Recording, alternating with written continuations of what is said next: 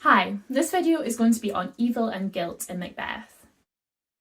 The Macbeths are both questionable characters with shady moral judgments, and both characters carry out evil acts in the play, motivated by their ambition.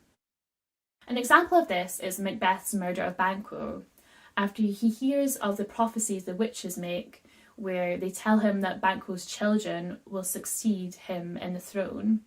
He feels threatened by this, and ends up murdering Banquo. Macbeth calls upon the knight to cover up his evil act, and this comes to symbolise evil in the play.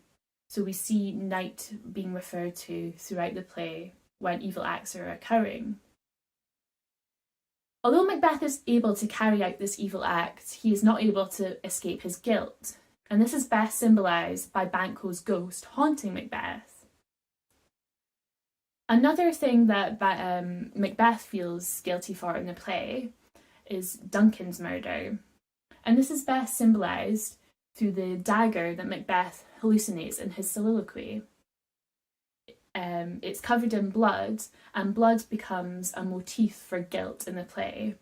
And we also see this through Lady Macbeth when she feels guilty for her part in the murders.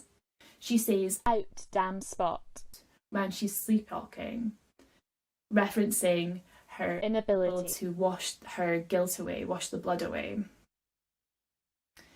Lady Macbeth is also tormented by her guilt, seen through her sleepwalking, but also from her mental state deteriorating. And we best see that when she slips from using blank verse into prose. So hopefully you can see how evil and guilt play themselves out through the Macbeths in the play. Thanks for listening.